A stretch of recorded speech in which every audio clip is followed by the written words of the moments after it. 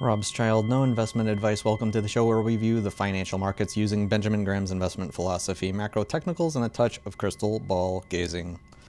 Today is Saturday, April 5th, 2025. Today's episode begins with our headline, Trump and Powell, Frenemies with benefits, bubble popping, unfeared deflation ahead. I am speculating that the crash continues. My thesis is as follows. The Federal Reserve, led by Jerome Powell, sees both stocks and cryptos as dangerous bubbles.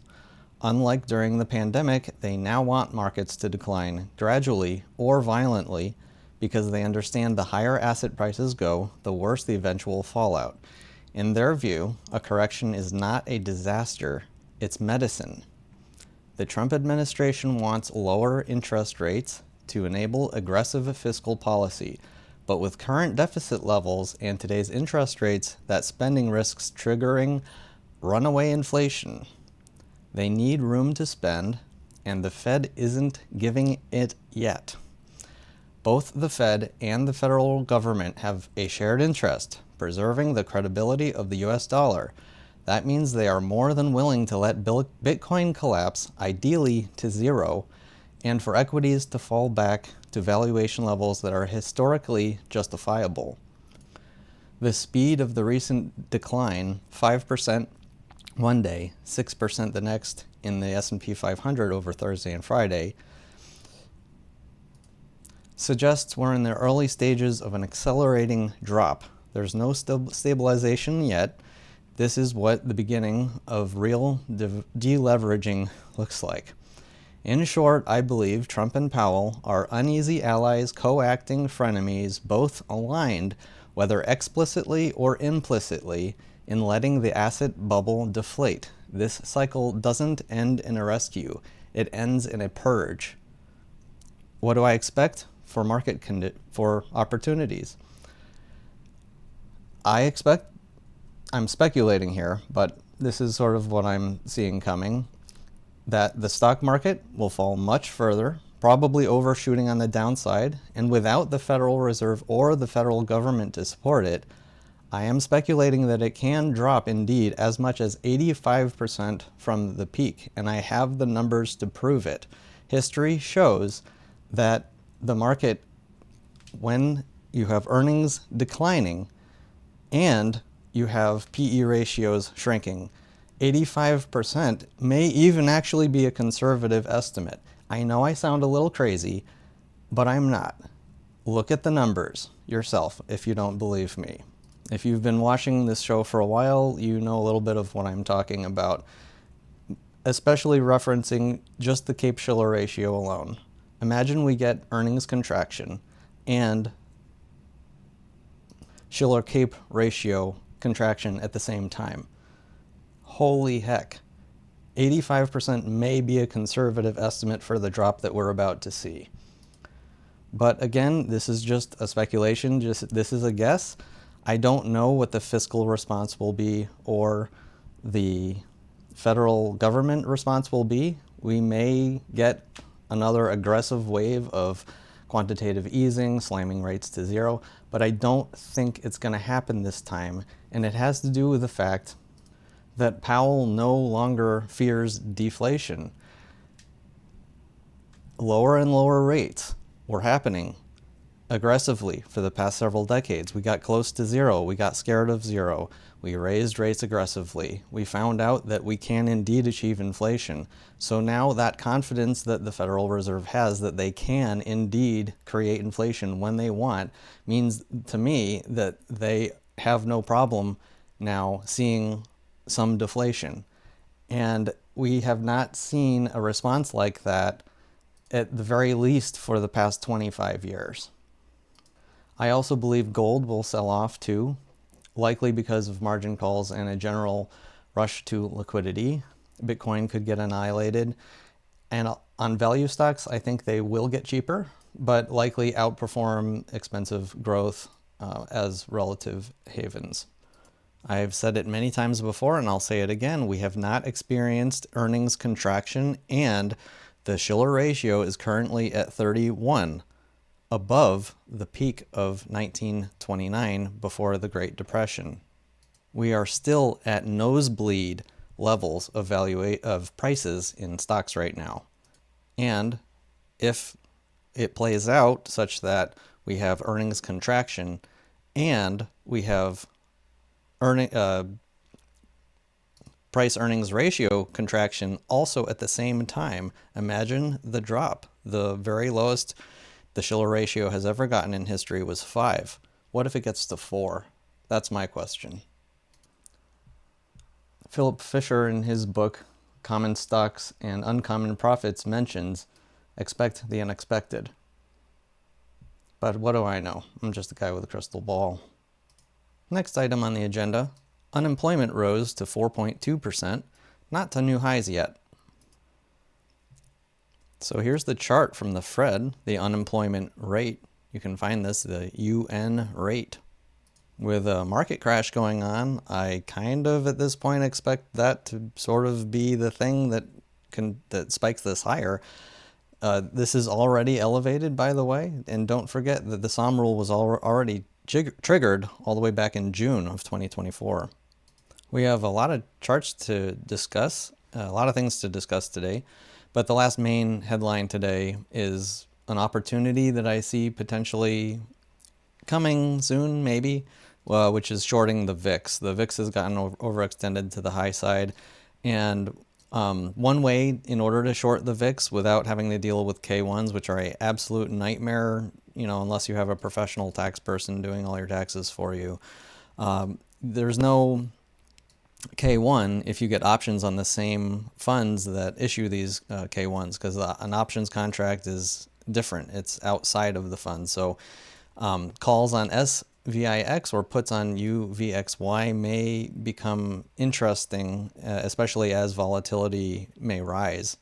If you're able to catch the peak of volatility, this is an easy way to make a heck of a lot of money on the downside, because really high, like super high volatility it never lasts. It always spikes back down at some point, and I see this as a potential opportunity there. So that's why I wanted to share it in this current environment. Community topics. I'm going to ask the same community topic question that we had in the last show. What moves, if any, did you make today? Write in the comments below. What are you doing? If you saw my recent post, I came out of my gold short very recently. I also bought a tiny bit of Newegg stock. It's not in the greatest financial position, but I like the company, and I like the idea that, if people are trying to save money and still want technology, maybe it can get a boost. It's like a microscopic piece of my portfolio, but just one little thing I did and wanted to share. So what are you doing? I accidentally left this on here. This was the unemployment report that came out on Friday, so we'll say goodbye to that. We have some, I'm going to say, minor adjustments, believe it or not. Only minor adjustments to the daily reminders. Again, not any of this has changed all that much right now. Unemployment rate is now 4.2. The PE ratio dropped from 30 to 25, which is still very high. And the CAPE ratio dropped from 35, maybe even up to 39 at one point, I think. It's at 31, and the dividend yield rose from 1.3 to 1.5% as the price went down on the S&P 500. Also, I'm going to change junk bond credit spreads. We're no longer at historic tightness. I'm going to say we are simply tight here, because although they are still tight, we're no longer in the zone of like unbelievably tight. That spring was wound up and now it's letting go. To see that in a chart, we look at the FRED, the high yield index option adjusted spread. This is between junk bonds and treasuries. We're now at 4. So where my mouse is right there, it's the 1-2 second gray line up. And if I zoom in on this, yeah, obviously we had quite a spike on Thursday, and obviously even a greater spike on Friday, which isn't actually updated in this chart yet. What makes it so unbelievably obvious is HYG, a junk bond fund, dropping a very large amount for this fund, 1.43% on Friday. There's no question that credit spreads are spreading right now. While we're on the topic of high yield junk bond credit spreads, I just want to again note how quickly things got out of hand during the Great Financial Crisis, going from a historic low of 2.46% difference between junk bond yields and Treasury yields, all the way up to almost 20%. And right now, as of Thursday, it was 4, and as of Friday, I'm guessing maybe 5%. This may be just the very beginning of this recession or depression at this point. Not only are there no changes in the crystal ball readings, but they've been actually intensified. And watch Portfolio Update to 1125 to hear me explain it. But it's more evident than ever. The S&P 500 is currently priced like a Ponzi scheme, and Mr. Market is starting to wake up to that fact now. I believe the Fed won't cut fast enough to save the economy on purpose, again, because they no longer have the fear of deflation, because they believe they can create inflation. That's the biggest message that I want to put out on the internet today that I see going on. They won't try to cut fast enough to save the economy. That's the point. And no major changes in the Robschild portfolio, though there may be big changes soon. Before we get onto the charts and other important data, I wanted to do a quick thank you for watching, thank you for subscribing, thank you for liking, thank you for supporting. I enjoy taking this investment journey along with you guys, and I thank you for your support. Onto the charts, the SPX, the S&P 500, we had on Friday a 5.97% drop in one day. This is pretty close to the top 5 days down of all time. I think the fifth one is something like 7%. And, you know, who's not to say that that actually may occur on Monday? We may get a much more significant drop, again, especially considering how much it can drop based on like conservative valuations, conservative prices for what companies have been able to make in their profits. You know, not just like this year, last year, not the past 4 years, but the past 10 years. You know, use the Cape-Shiller ratio to help you understand that. And the drop can be much, much greater. I can't emphasize that point enough. This really could look like child's play. This could look like literally the tip of a mega iceberg. The question on everyone's mind is, are we going to have a bounce on Monday? I mean, with all this increased volatility, you can't let the bears win every day. You know, you got to squeeze them out of their shorts as well on the way down. It's normally a bumpy ride down, but yeah, we'll see. Monday will be thrilling. Anything that happens, or not so thrilling if you're on the wrong side of the trade. But I digress.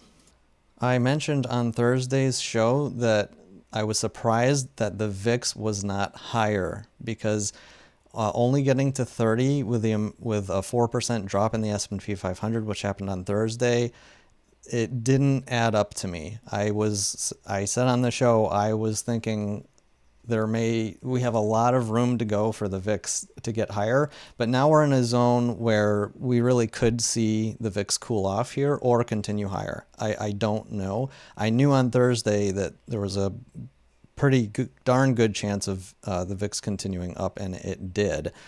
Just for reference, zooming out on this chart, you know, the biggest VIX spikes that we've had in history, like in 2020, we got up to 85. We're at 45 right now as of Friday.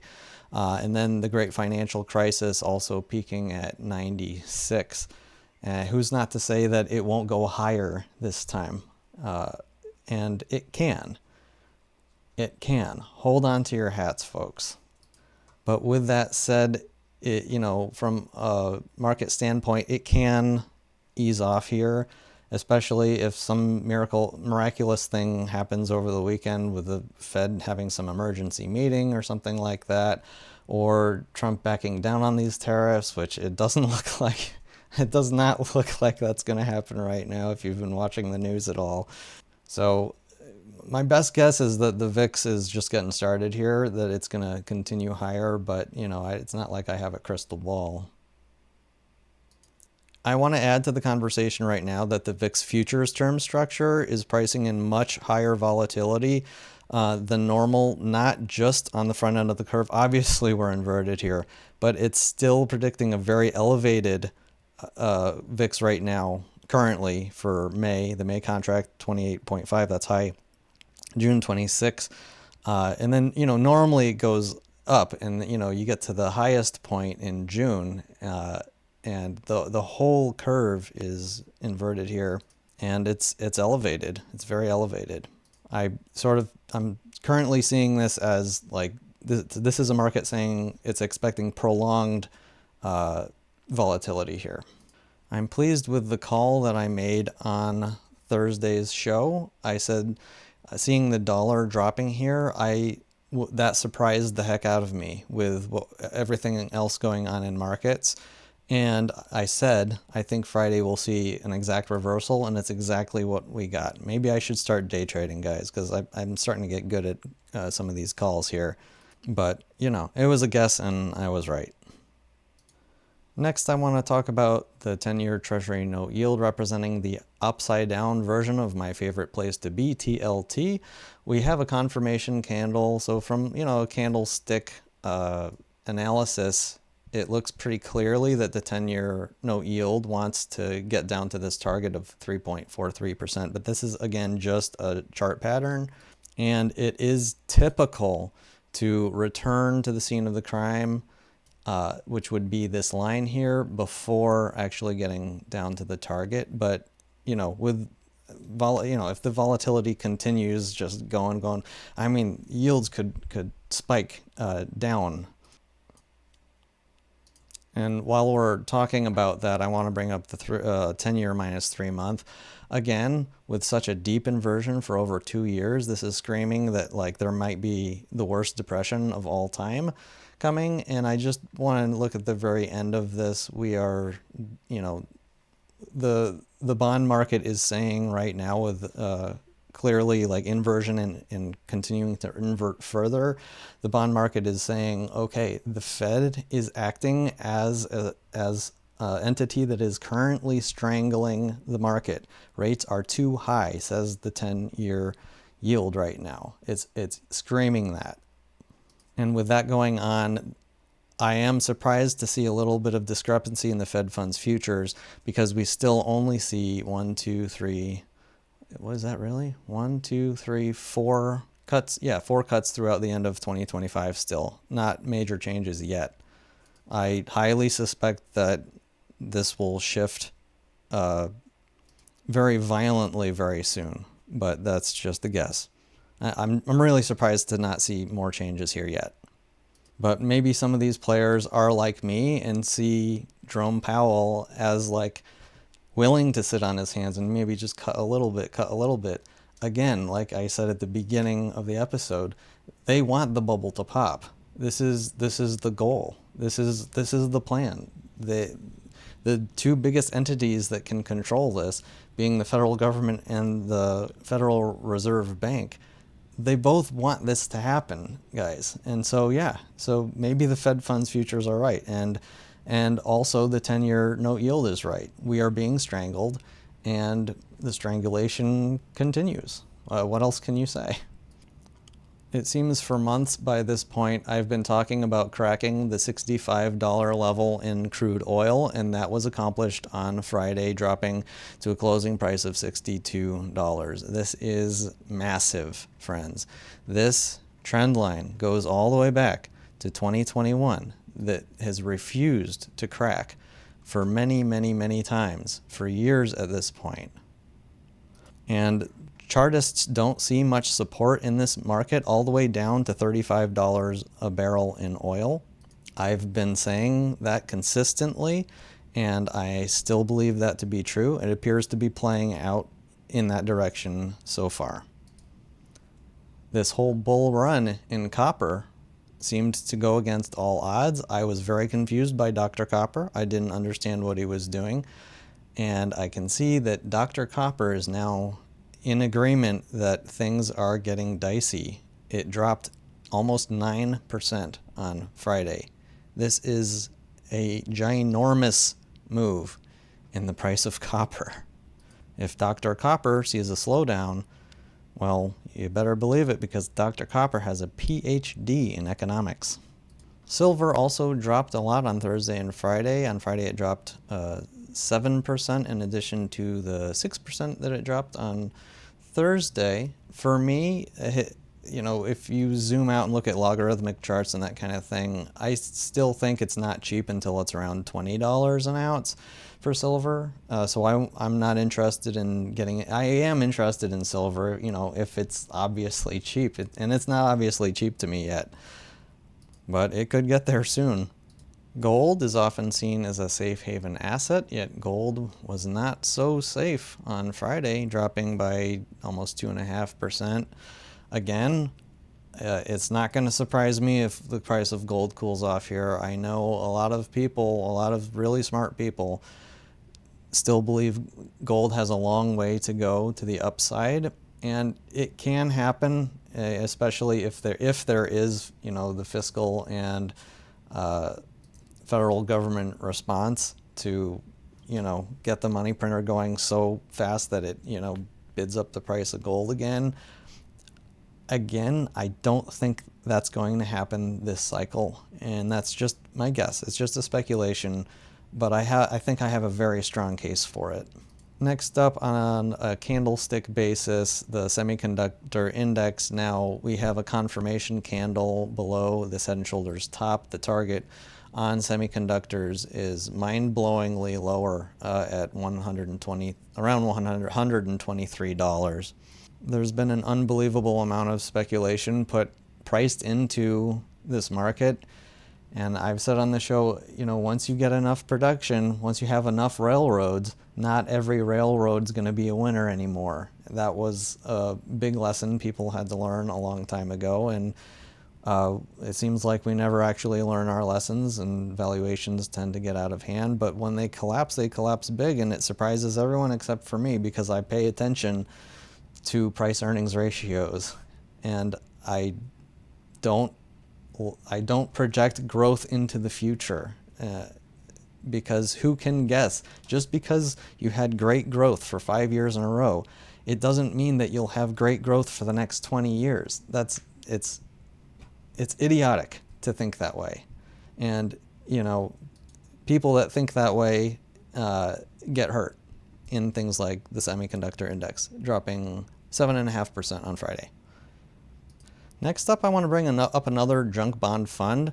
This is HYT. I prefer this one for investment because it has more beta. So when you buy it low, it goes up more than HYG, even though HYG is the more liquid, bigger one. And when it drops like this, I start sniffing out opportunities, and I do want to buy this. The lower junk bonds go, the safer they become, because when you have the bond price discounted so much, the coupon rate expands enormously. And even if you have a bunch of the companies go bankrupt and default on their payments, there's still the safety of all of the other companies in the fund. So junk bonds, don't underestimate the safety and power of junk bonds. I am looking for perhaps a potential in the future, potentially soon, to sell all of my U.S. Treasury bonds and put them all into junk bonds when the prices are right. And seeing as though I see credit spreads continuing to widen quite a big deal from here, I'm not willing to pull the trigger. When I do, I will keep all of you informed. Don't worry. One of the most fascinating things through this crash is Bitcoin, somehow remaining even more stable than gold here. This is unbelievable. This is unprecedented. I'm not convinced it can last, only because the people that are buying Bitcoin, are they not going to ever run out of dollars? As things collapse, dollars become scarce, and Bitcoin, I think, is way overly optimistic here, but I'm not going to short it either, because as crazy as things can happen, crazier things can always happen. But this is truly amazing to see Bitcoin basically stable here. Next up, I wanted to bring up Nike stock. I think I brought this stock up. Yeah, I did. In a recent show, I said it was on one of my headlines. I was trying to figure out what a fair price would be, which is this blue line, and what I considered to be a very discounted cheap price.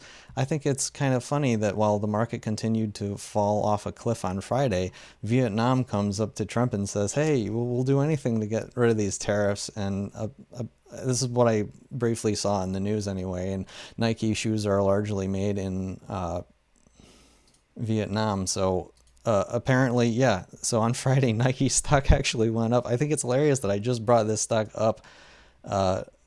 Was it Thursday? I think it was Thursday, because it had dropped so much. I was like trying to sniff out an opportunity, and it never got to my fair price yet. With all stocks dropping, this one may indeed get to my buyable range, which I think it's an amazing deal, around $45 a share.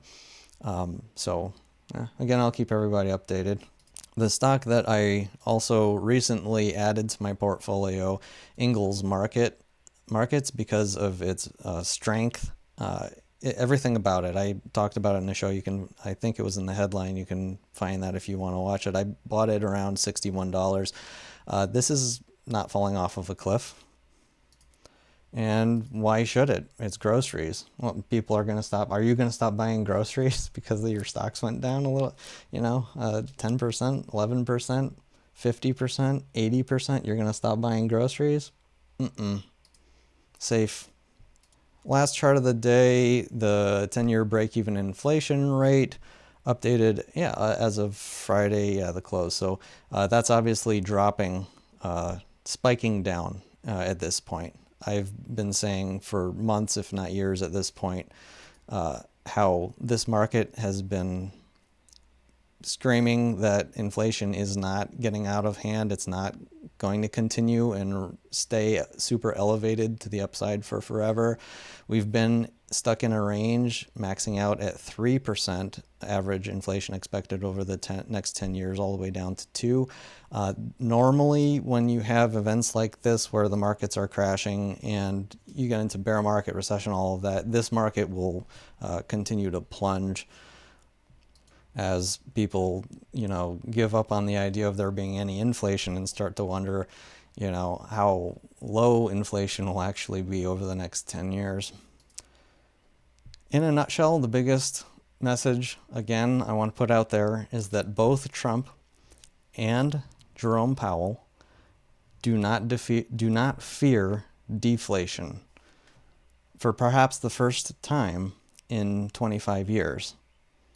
The bubble is popping and no one has any interest in saving it. But what do I know? I'm just a guy with a crystal ball. And that's all from me and my crystal ball. I hope you enjoyed. Thank you for watching, and I'll see you next time. Robschild.